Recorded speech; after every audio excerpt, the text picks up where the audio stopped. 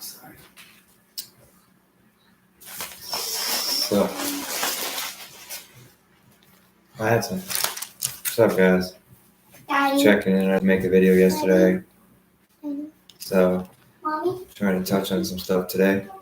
If you've seen the title, and I'm still learning how to do this because my camera's all messed up, so I can't even like make a video and just put it on for some reason. I don't know why. Because I was gonna make a video, I made a tattoo gun, prison style tattoo gun and stuff. I was gonna show people. But they used to do a lot of prison tattooing. I still do tattooing to this day. But so talk, about my experiences with the New York Police Department and how much different they operate than say where I was from in Florida. Like in Florida, the police will sell you drugs and then, arrest you with them, So it's a little different. New York, they'll buy drugs from you and then arrest you for it. You know what I mean? It's a little different. So, and where I was from in Florida, I'd never been dealing with people I didn't know. In New York, I was dealing with people I didn't know because I had just moved to New York in 2009, I think. 2010, one of those, 2009, 2010. And I was homeless. I had nowhere to go. I got off at 125th Street and I ended up just staying in that area, because there was a methadone program there. And I just lived in that area, slept on the train, slept with people I met, stayed in shelters, whatever, you know what I mean? I would stay at Ward's Island for a while. That was the worst place ever. When I first got out of prison, I went over there before. It was terrible. But, yeah, so. Okay, Shane. And, so I am 21 years old. It is, I think it's winter time, so I just got to Manhattan and I was doctor shopping like any good Floridian does because, we had the pill mills down there. And once that got cut off, I went up the East Coast doing it, because I broke my hip, my back, my neck in a car accident, so I got a fake hip and all that stuff. So it's pretty easy for me to get them, legitimately too, So I went to a doctor in Manhattan on 8th Avenue and I went back to Harlem and I went by my methadone program, and there was this Irish guy there, had the Irish accent, everything. He said he's there working on Yankee Stadium. He's crying. He's saying no one will serve him because he's white.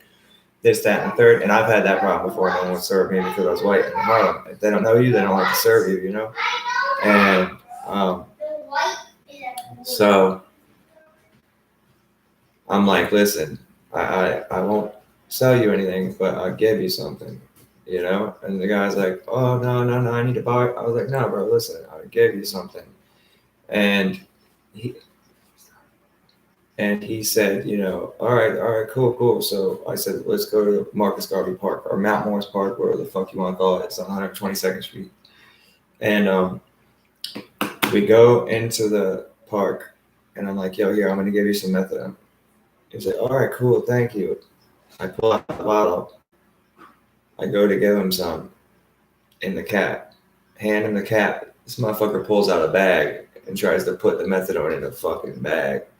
I was like, oh my God, I'm fucked. I knew it immediately. Because if you're sick, you're not going to fucking wait. Drink that shit and get the fuck out of here, dude. I was like, yeah. No, give me the bag. I'll dump it in there for you. I got more. He's like, all right, cool. I take the bag, drink all that out of the bag, throw it on the ground, drink the methadone in the bottle, throw that on the ground. He puts $100 bill on my chest. It was a 20 or 100. I'm not sure. I was really fucked up on Xanax this time, so. But it was money, you know what I mean? He put money on my chest, and I just let it go. It hit the ground and blew off. And he's like, thanks, bro, thanks. He didn't even say anything about the money blowing away or anything. He's like, thanks, bro.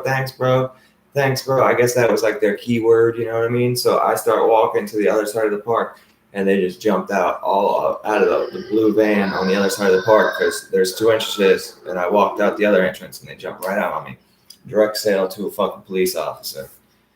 You know what I mean? And that's, a week, 2 weeks into being in New York. And I had 180 oxys on me, 90 Roxys, 90 Xanax, or whatever was left of them. I just got them from the doctor that day. So I'd been doing hell of them. But yeah, that was fucked up, And So I'm going to court for this shit, and they're talking about, take this deal.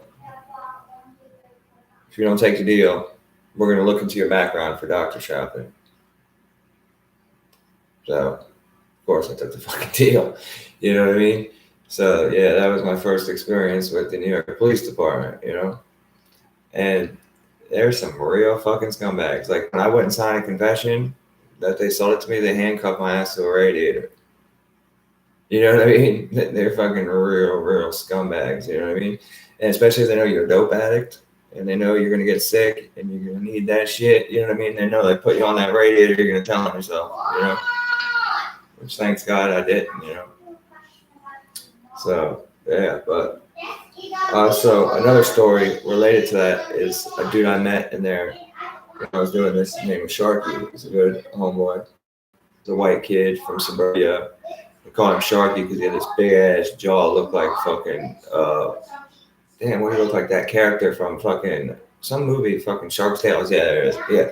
And he's a good dude. And he had money, you know what I mean? His people had money, so he looked out for me while I was down, you know what I mean? So I looked out, made sure he was all right, you know what I mean? And I tatted him up and everything, so he was a good dude. But me and him have similar release dates when we get out. So we agree to meet up. We meet up at Marcus Garvey Park. When I get out, I call him. And not Marcus Garvey Park. Damn. It's where all the crusties hang out at. Fucking West 4th Street. Damn. Thompson Square Park. Yeah. There it is. Yeah. So he's like, I call him. He has a cell phone. Called him up, hit him up. Hey, Sharky, what are you doing? Yo, I just got football noodles. I just hit a lick. He was robbing banks, this dude. I just hit a lick. Come chill. So I go with him, and he's got stacks of fucking money. All this dope called Death Wish was the name of the dope. And we went and got, a bunch of shit. You know what I mean? We're getting fucked up and everything.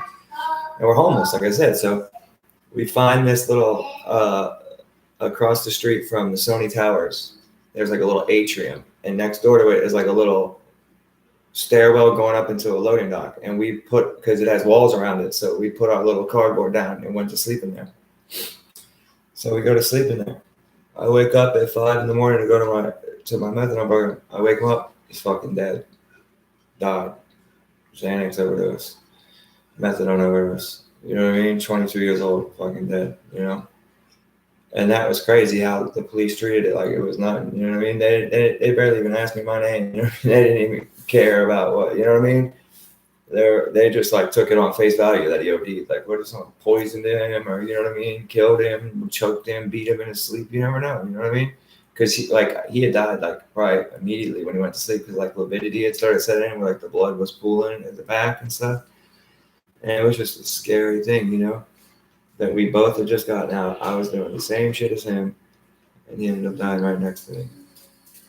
So thank God I lived, But that's just how New York is, And other stories, I got a bunch of other stories, man, about Rikers Island, C-76, C-95, upstate, up north, whatever you want to call it. I've been to 2 prisons upstate, Comstock, Green. Florida. I've been to the JIT camps in 1 prison in Florida. And,